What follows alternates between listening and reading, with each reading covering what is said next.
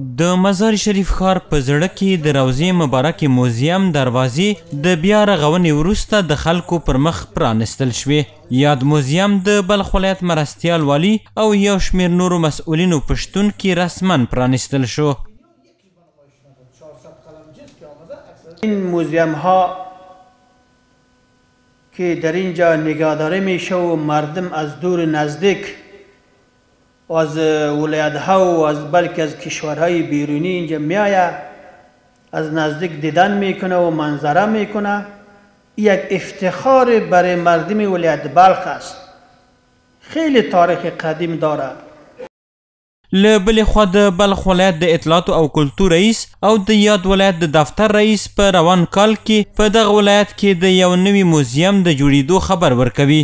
دغه مسؤلین ټینګار کوي چې اسلامي امارت په هیواد کې د خلکو تاریخي هویت ساتنې ته ژمن دی. موږ د اطلاعاتو فرهنګ د ریاست له طریقه له وزارت څخه غوښتي دي چې د اطلاعاتو فرهنګ د ریاست لپاره هم داسې یو ځانګړی یو ښه موزیم به موږ ته راجوړ کړي او انشاءالله دغه راتلونکي 1404 کال به د دې شاهد وي چې په بلخ ولایت کې به یو بل موزیم هم جوړیږي.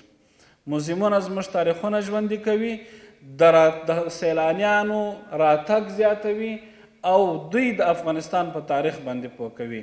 اسلامي امارت هر وخت هڅه کړې چې موزیمونه یې تل برحاله کړي او هغوی ته وده ورکړې او په هغوی کې کوشش کړی. تاسو شاهد یاست په دې روضه مبارکه کې چې کتابخانه وه، د دې کتابخانې مخکینی حال تاسو لیدلی و. نو بیا دا دی چې د جناب د بلخ ولایت والی محترم الحاج محمد یوسف وفا صاحب هم په دې برخه کې ډېره همکاري وکړه چې کتابخانه برحاله سوه، جوړه سوه. همدا شان موزیم کې ډېر هلې ځلې وکړې چې موزیم د دغه موزیم د مسؤل په وینا چې د یاد موزیم په رغونې باندې 200,000 افغانۍ لګښت راغلی چې د حج او اوقافو وزارت لخوا ورکول شوی او د 6 میاشتو په موده کې کاري چارې بشپړې شوي دي. ما توانستیم که موزیم روضه مبارکه از سیمای قبلیش که طبق نرم معیارهای بین المللی نبود با مطابق با نرم معیارهای بین المللی ای را عیار ساختیم و فعلا در معرض دید بیننده قرار داره. خوبیایش در این است که آلماری ها مطابق با نرم نمایش آثار باستانی است.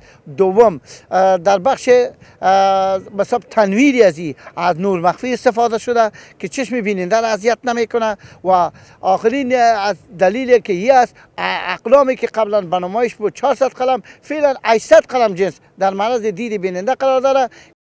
د روضې مبارکې موزیم د لومړي ځل لپاره په 1988 کال کې د 14 قلمه تاریخي آثارو په شتون کې پرانیستل شو چې اوس د 800 قلمه تاریخي آثارو په درلودو سره د شمال په کچه یو مهم فرهنګي مرکز بلل کیږي.